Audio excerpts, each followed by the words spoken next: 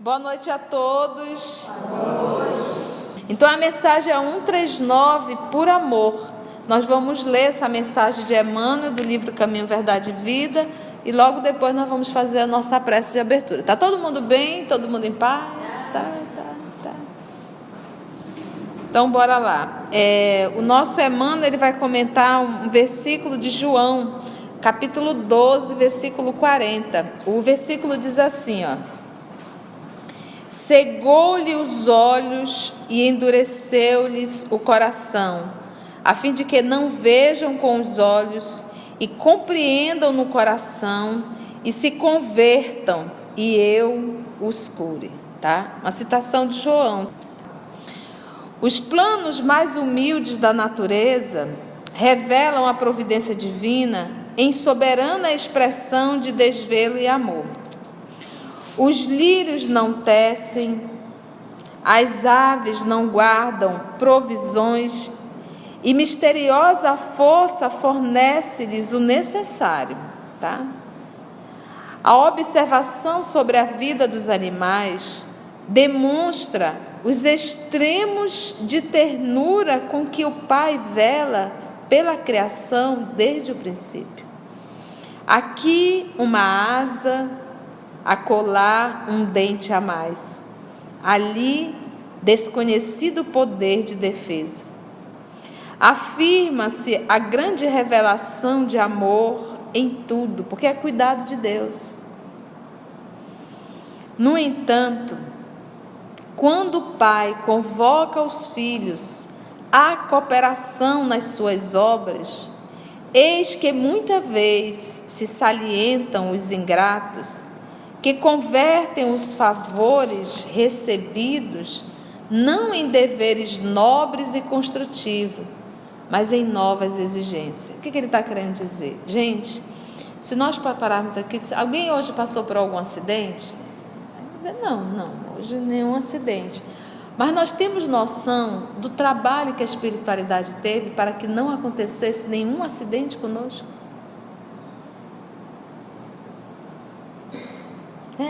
Então, às vezes, a gente só sabe o que aconteceu, mas o que deixou de acontecer? Às vezes, a gente faz uma alimentação na rua, a alimentação, o povo não tem cuidado, manuseio. E, às vezes, aquilo vem contaminado e não está na nossa programação desencarnar com aquela contaminação. E eles atuam. Aumenta a nossa imunidade, tenta fazer com que a gente morda um outro pedaço, com que a gente mude a rota, com que a gente desista daquele alimento. Então a gente não tem noção do cuidado, da providência divina. Então, e às vezes a gente ganha e a gente não agradece, a gente pede mais ainda. Então diz, poxa, se o papai cuida das aves, se o papai cuida das plantas, e ele cuida, você acha que ele não cuida da gente? Aí ele vem assim, Então, faz-se preciso que o coração se lhes endureça cada vez mais, porque fora do equilíbrio encontrarão o sofrimento na restauração indispensável das leis externas desse mesmo amor divino. Então, se uma vez eu recebo, não agradeço e ainda exijo mais, eu tenho que aprender uma lição. Então, agora vem o amor da correção, o amor do sofrimento.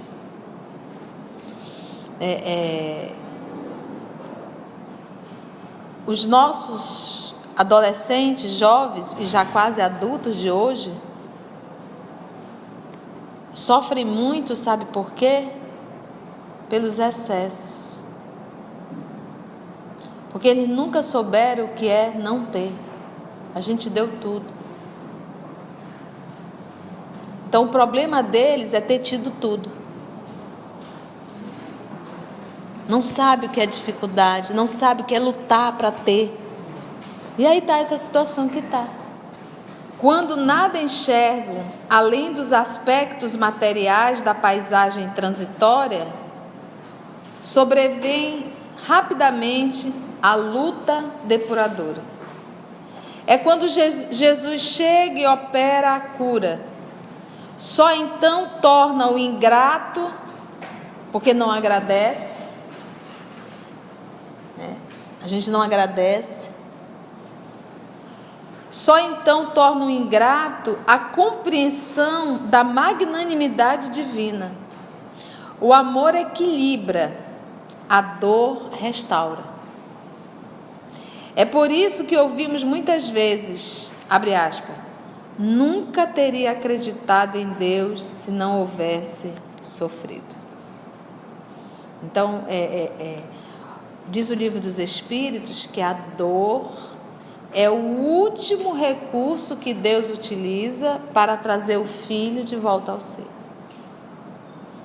Então, às vezes, a gente passa uma vida inteira fazendo besteira. Quando a patologia chega, a enfermidade chega, que nos leva para fundo de uma cama, aí a gente vai na cama refletir as besteiradas que nós fizemos uma vida inteira.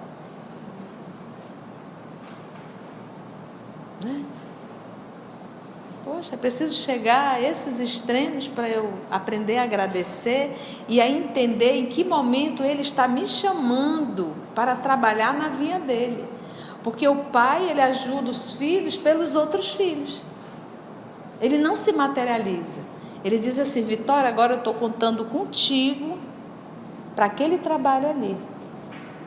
Não me decepcione. E a Vitória ainda teria que agradecer por estar participando do trabalho na vinha do Senhor. Nós administramos apenas isso. Vamos fazer nossa prece? Nesse ambiente, Senhor Jesus, de oração, de reflexão, nós solicitamos do Teu amor infinito que nos ajude a preparar o nosso terreno emocional e intelectual para as lições que nos serão dadas essa noite. Que possamos, Senhor Jesus, abrir a nossa consciência, estarmos receptíveis às informações que iremos receber e que principalmente ela possa calar fundo para que possamos realizar a nossa mudança tão indispensável para o nosso processo de evolução.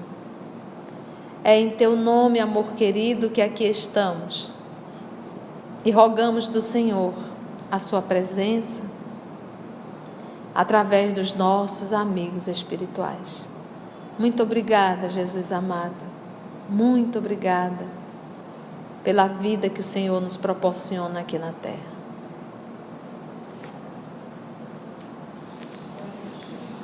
Então, vamos para o Evangelho? Não creiais em todos os espíritos. Vamos iniciar capítulo 21, item 6. Se nós observarmos em todo o Evangelho, nós não discutimos ou debatemos com qualquer um outro irmão de outra crença. Aqui nós vamos abordar a nível realmente de estudo. Mas se você me encontrar lá fora com algum irmão de uma outra religião e esse irmão falar para mim que não acredita que os espíritos podem se comunicar, eu só vou dizer, tá, acabou. Eu tenho que respeitar a opinião dele. E eu não posso ter, nós não devemos ter essa ideia, não só dogmática, mas essa ideia de querer convencer o mundo, de querer convencer as pessoas que a nossa religião é a certa. A religião certa é aquela que me torna um ser humano melhor. Essa é a religião certa. Na fala de Dalai Lama, que ele está correto. Foi perguntado dele, qual é a melhor religião? Aquele que te torna um ser humano melhor. Então nós não devemos discutir. Então aqui nós vamos abordar a nível de compreensão. Então a massificação das religiões não acredita na comunicabilidade dos espíritos, mas acredita na comunicabilidade do Espírito Santo ou dos santos. Mas de outros espíritos não. E muito menos da reencarnação. Mas se nós formos estudar o Evangelho, não precisa ser nenhum teólogo para realmente perceber a quantidade de vezes que Jesus conversa com os espíritos. Não é nenhuma e nem duas, são várias vezes. E aqui nessa epístola, nessa carta de João, João dá uma advertência. Para quem já estudou a obra Paulo e Estevão, vai se deparar na igreja de Antioquia. Lá a união dos trabalhadores era tamanha que havia reunião mediúnica e acontecia a voz direta. Você sabe o que é a voz direta? É nós estarmos aqui no silêncio e os espíritos falarem, todos ouvirem. Materializa a voz do espírito. Quando eles começaram a discutir se deveria fazer a circuncisão, se não deveria, que começaram a se dividir, a primeira coisa que acabou foram as vozes diretas. Para você ver como a união de um grupo mediúnico dá o tom e a vibração da casa. Então, aí vem o nosso querido João e anota isso aqui, a carta dele, é uma das cartas de João. Ele diz assim: meus bem-amados, não creais em todo o espírito, mas provai primeiro se os espíritos são de Deus, porque muitos falsos profetas já se têm levantado no mundo. Então, aí quando nós vamos estudar o livro dos Espíritos, Kardec vai apresentar a escala espírita. Porque aí vamos pegar nosso Senhor Jesus. Jesus ensinou aos discípulos como eles deveriam fazer para, usar o termo, expulsar os inimigos. Na verdade, atender os espíritos que estavam no processo obsidiando. Então, eles já estavam acostumados a ver Jesus fazer aquilo e dava certo. Jesus. E aí teve um senhor que procurou Jesus e disse: mestre, o meu filho cai ora no fogo e ora na água. Processo de obsessão. E eu entreguei eles aos teus discípulos, eles não conseguiram resolver. E Jesus traz esse menino. Jesus, obviamente, advertiu o espírito, o menino entrou em convulsão e babou sangue. Babou sangue porque na convulsão você se machuca, né? E o menino se estribuchou, entrou no estado de convulsão. E ali houve realmente o processo da cura daquele processo obsessivo. E os discípulos olharam depois para ele e disseram: Senhor, nós fizemos tudo do jeito que o Senhor disse. Nós fizemos tudo e não deu certo. Por quê? Aí Jesus diz assim: para essa classe de espírito, olha, para essa classe. Então Jesus já deixa bem claro que existem espíritos e espíritos. Não são todos iguais. Nós vamos daqui a pouco iniciar na terça-feira o livro Libertação, de André Luiz, que nós estamos terminando no Mundo Maior e vamos fazer libertação. Lá nós vamos nos deparar com um espírito chamado Gregório. Ele é responsável no mundo espiritual pelo um ambiente de baixo teor vibratório que ele comanda tudo. Era um espírito perverso e líder, ao ponto dos amigos espirituais, para irem até lá, obviamente por respeito, pediram permissão.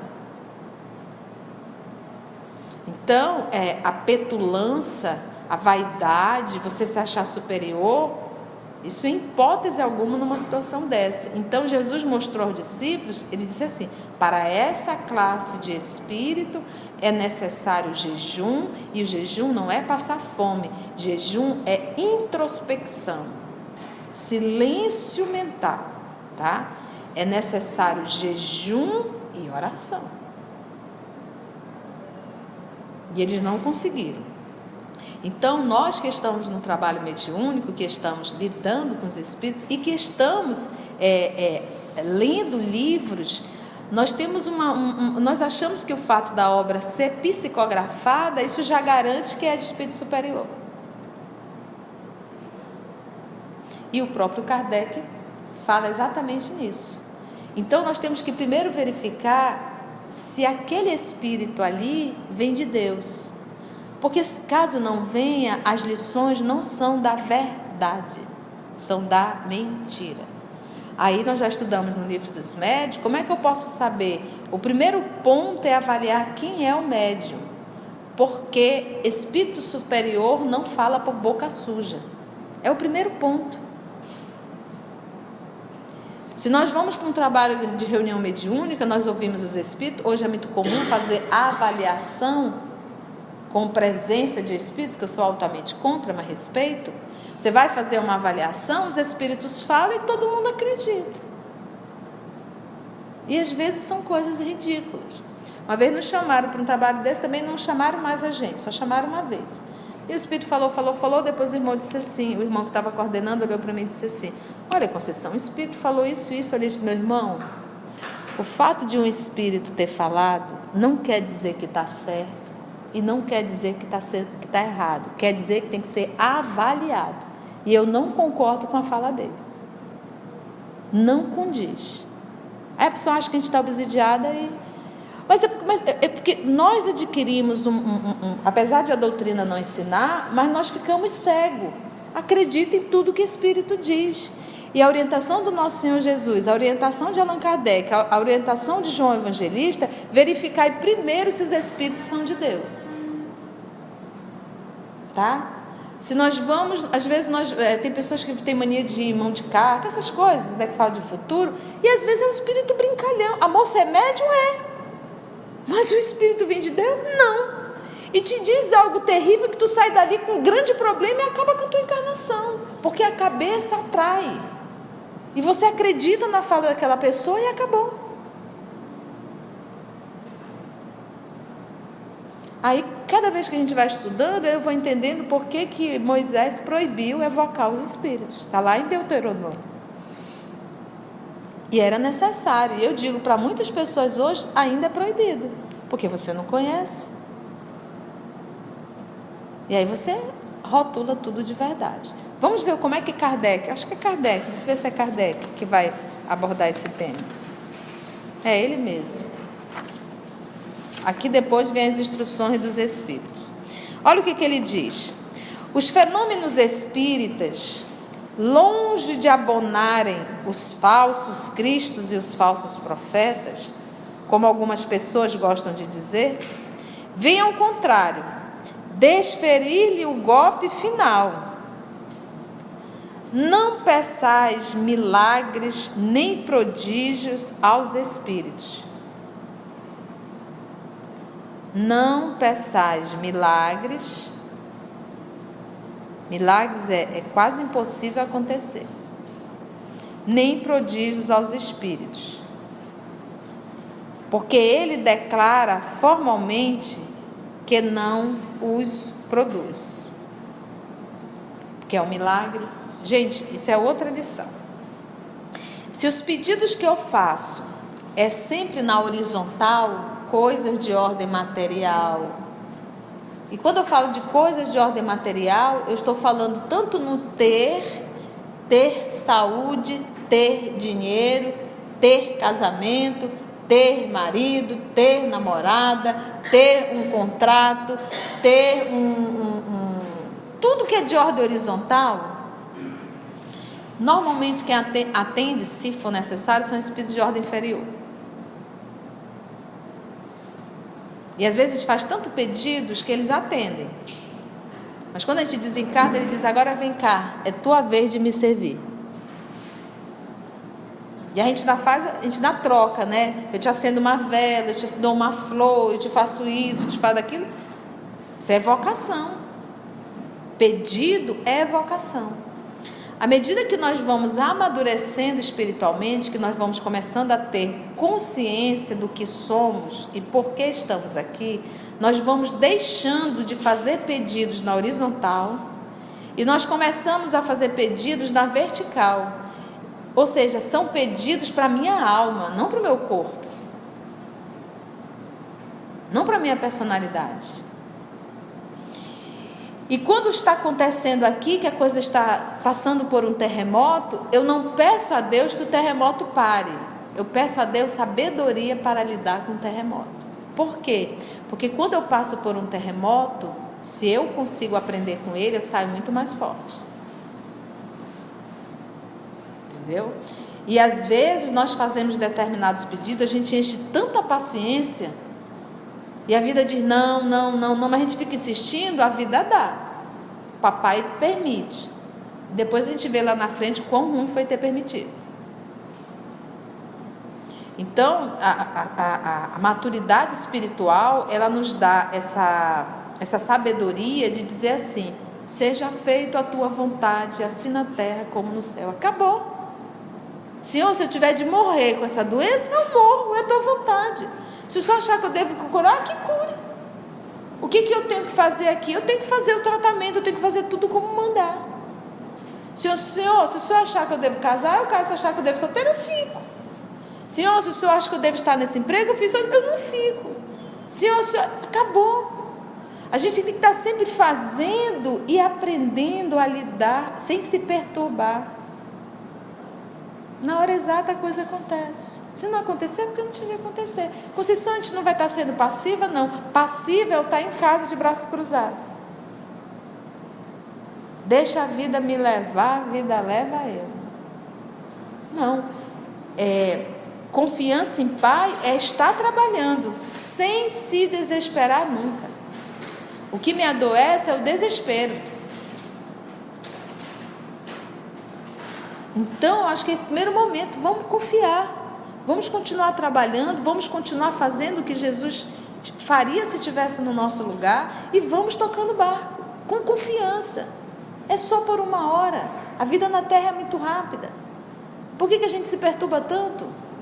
Não é verdade, gente? Não é verdade, gente?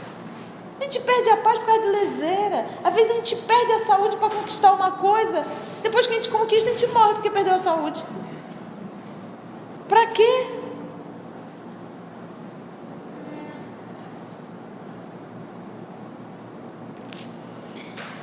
Não peçais milagres, nem prodígios aos espíritos, porque ele declara formalmente que não os produz. Do mesmo modo que a física, a química, a astronomia, a geologia revelaram as leis do mundo material. Ele vem revelar outras leis desconhecidas, as que regem as relações do mundo corpóreo com o mundo espiritual. Leis que, tanto quanto aquelas outras da ciência, são leis da natureza. Então, quando você fala, por exemplo, eu penso, eu vibro e eu entro em sintonia. Isso é uma lei natural, inderrogável. Todas as leis naturais, elas são inderrogáveis. Se você unir H2O, 2 moléculas de hidrogênio, 1 molécula de oxigênio. Se você fizer essa união, 2 átomos de hidrogênio, 1 átomo de oxigênio, H2O. Se você unir esses átomos, eles vão formar que molécula? Acabou, não tem outra. A junção desses átomos vai dar nisso. É uma lei natural. Então, quando eu penso, eu realizo, eu entro em sintonia. E essa é uma lei natural inderrogável. Então não tem como eu chegar aqui e cortar o fio de ligação entre a Ângela e um espírito suicida. Por quê? Porque ela pensa em suicídio. Dando um exemplo. Então ela está em sintonia. Se por um acaso, eu não posso, não existe uma tesoura para eu cortar. Só ela pode fazer isso. Não é cortar, ela vai mudar o seu padrão psíquico, fazendo um esforço enorme para mudar de sintonia. Se a Vitória é sexólatra, ela pensa em sexo 24 horas, ela vai para o computador e fica ali pesquisando, ela lê livro, ela só fala em sexo, ela está em sintonia com os espíritos sexólatras. e só ela terá a capacidade de fazer essa mudança, porque é uma lei inderrogável. Então ele diz, do jeito que a ciência, de uma forma geral, a química, a física, a anatomia, a geologia, tem as suas regras, tem as suas leis, o que ele fala? Ele diz aqui, com o mundo espiritual, as que regem as relações do mundo corpóreo com o mundo espiritual. Leis que, tanto quanto aquelas outras da ciência, são leis da natureza. É uma lei natural. Sintonia é uma lei natural. Por isso é que nós temos que ter... O primeiro movimento é mudar o pensamento. Isso para tudo, gente, para tudo. A oração é uma higiene. Você pode prestar atenção que a gente, pela mente, a gente vai à loucura. A gente começa a colocar coisa na cabeça, a gente vai se fiando, aquilo vai tomando uma proporção que chega uma hora que a gente não consegue controlar. E quem nos leva ao céu e ao inferno é a mente, desgovernada pelo Espírito. Soltou. Sabe o que... Pensa você numa ladeira, você solta o seu carro, puxa freio de mão, não tem freio. É assim às vezes que a gente faz. Nós fazemos com o nosso pensamento. Então o pensamento é algo que eu tenho que trazer com a rédea curta. E eu tenho que estar direcionando ele. Por quê? Porque existe uma lei. A lei do quê? Da sintonia. E essa sintonia, ela me faz com que o meu pensamento fique cada vez mais forte, aquilo tome uma proporção cada vez maior. Ficou claro isso? Então vamos pôr em prática. Ele diz, ao facultar a explicação de certa ordem de fenômenos incompreendidos até hoje, o Espiritismo destrói o que ainda restava do domínio do maravilhoso. Quem, portanto, se sentisse tentado a explorar os fenômenos espíritas em proveito próprio, fazendo-se passar por Messias de Deus, não conseguiria abusar por muito tempo da credulidade alheia e logo seria desmascarado. Ademais, como já se tem dito, tais fenômenos por si sós nada provam. A missão se prova por efeitos morais, porque o que acontece? Se eu, Maria da Conceição, for um médium de efeito físico, e eu de repente aqui entro em concentração e levanto essa mesa, essa cadeira, pego essa flor, faço com que ela ande aqui, vocês ficam tudo olhando, aí eu volto. Isso não quer dizer que eu seja um profeta. Isso quer dizer que sou um médium de efeito físico, só isso. O profeta, ele é avaliado pela sua conduta moral. Mas nós costumamos cultuar uma pessoa que faz esse movimentozinho aqui de nada. E é isso que ele está dizendo. Olha. Ademais, como se tem dito, tais fenômenos por si só, por exemplo, se de repente eu faço isso aqui movimentar, eu vou dizer, olha, é contra a lei da natureza. Porque está aqui, porque existe uma lei. A lei do quê? Da gravidade. Como é que isso aqui? Só que ele não conhece uma lei, a lei espiritual. O espírito atuando sobre a matéria. Que essa também é uma lei. Mas só que isso não quer dizer que eu seja um profeta. É isso que ele está dizendo. Quem, portanto, se sentisse tentado a explorar os fenômenos espíritas em proveito próprio, fazendo-se passar por Messias de Deus, não conseguiria abusar por muito tempo da credulidade alheia e logo seria desmascarado. Aí ele vem. Ademais, eu vou te acrescentar uma coisa. Como já se tem dito, tais fenômenos por si sós nada provam. A missão se prova por efeitos morais, o que não é dado a qualquer um produzir. Me apresenta um Chico. Esse era profeta.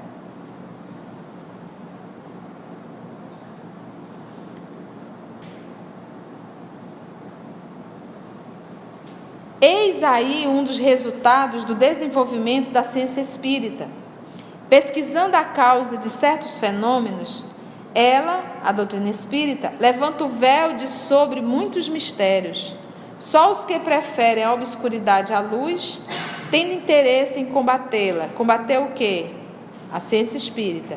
Mas a verdade é como o sol.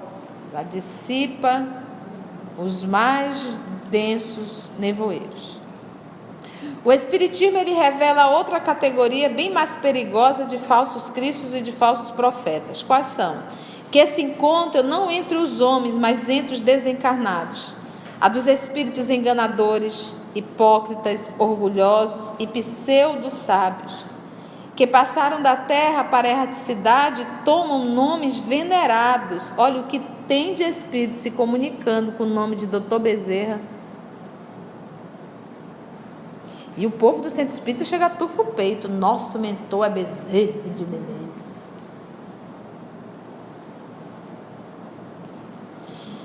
Que passaram da terra para a erraticidade e tomam nomes venerados para, sobre a máscara com que se cobrem, facilitarem a aceitação das mais singulares e absurdas ideias. Antes que se conhecessem as relações mediúnicas, eles atuavam de maneira menos ostensiva, pela inspiração, pela mediunidade inconsciente, audiente ou falante. É considerável o número dos que, em diversas épocas, principalmente nesses últimos tempos, se tem apresentado como alguns dos antigos profetas, como Cristo, como Maria, sua mãe, e até como Deus. Pensa o Espírito dizendo: quem é você? Deus.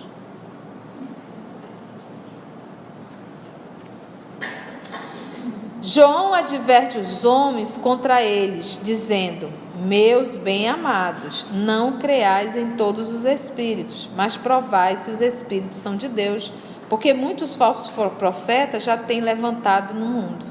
Fecha aspas. O Espiritismo nos fornece os meios de os experimentar, apontando as características pelas quais se reconhece os espíritos bons, características sempre morais, nunca materiais. Essa é a regra. As características serão sempre morais.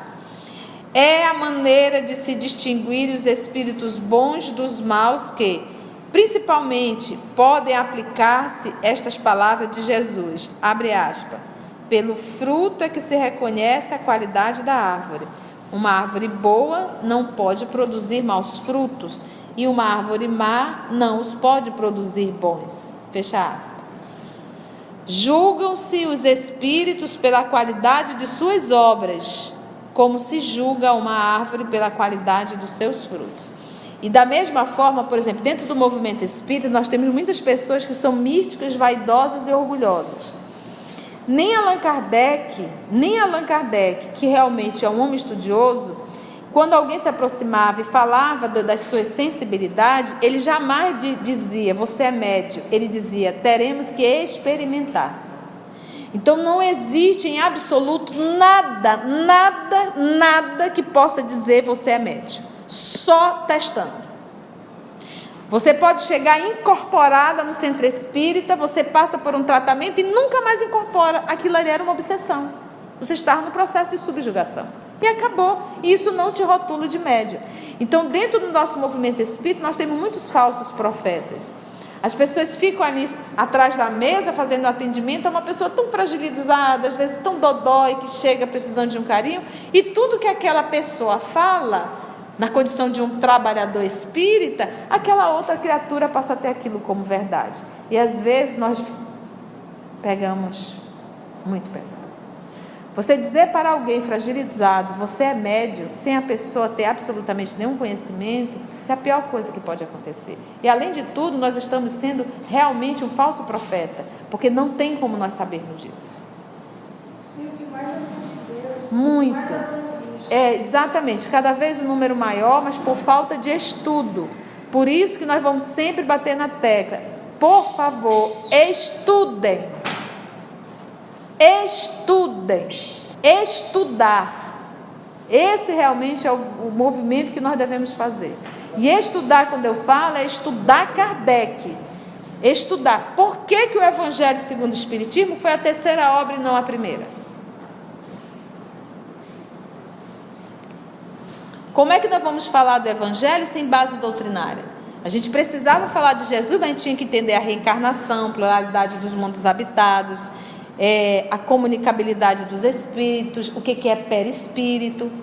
a ação dos espíritos sobre a matéria. Então ele teve que dar toda a base. Uma vez a gente está com toda a base, já tínhamos o livro dos espíritos e o livro dos médiuns, agora vamos vir com a moral do Cristo, que é para vocês entenderem o que Jesus deixou encoberto. Então nós precisamos estudar. Porque é a parte moral. A pessoa quando chega normalmente, porque o que acontece? Lembra da sintonia? Sim. Até porque o espiritismo ele não faz proselitismo. Então você chega na casa, você está com uma dor moral. Você às vezes não vai dar conta de estudar o espiritismo. Então o que se chega? A pessoa chega e às vezes ela quer só um alívio e ela volta para a religião dela. Então, você chega ali, você vai ouvir o evangelho, e eu inclusive oriento, pessoas que estão passando por dificuldade, por problema, venha para o estudo do evangelho, acabou. Vai ficar ali até conseguir se estabelecer, e a pessoa diz assim, olha, eu queria estudar a doutrina, diz, opa, agora é a hora dela, da pessoa. Aí você direciona para um estudo sistematizado da doutrina espírita. Mas o evangelho ele é igual em todos os cantos, entendeu? Então é uma forma de você acolher, entender? Acolher a criatura. E aí uma vez acolhida, ela está bem, ela está legal. Como tem pessoas que chegam a casa, é porque a gente transforma tudo em regras. Então se a pessoa chega na casa, olha, eu queria estudar o espiritismo. A pessoa está bem, a pessoa está legal. Não, mas você tem que passar pelo evangelho. Depois, ainda tem isso, você tem que passar 3 dias na enfermaria. Depois você vai para o evangelho, você estuda todos os modos. Aí é que você... Não é assim. Se a pessoa chega na casa e a pessoa está bem, a pessoa quer estudar. Então direciona ela para o estudo da doutrina. Ela quer conhecer a doutrina, ela não está com dor nenhuma. Mas a gente sabe que a massificação carrega dor. Então se a pessoa chega, você percebe que está fragilizada, é evangelho. Se a pessoa chega e está incorporando, ela jamais pode estudar mediunidade, que eu vou aguçar mais ainda. Você vê, você estava comigo sexta-feira ao meu lado. Então, se uma pessoa não tem estrutura, está no processo obsessivo, deixa isso em stand-by, não mexe na casa de caba, vamos tratar, vamos nos moralizar, vamos adquirir equilíbrio emocional e daqui a um tempo estudar. Entendeu? Alguma pergunta? Então agradecemos ao nosso Senhor Jesus.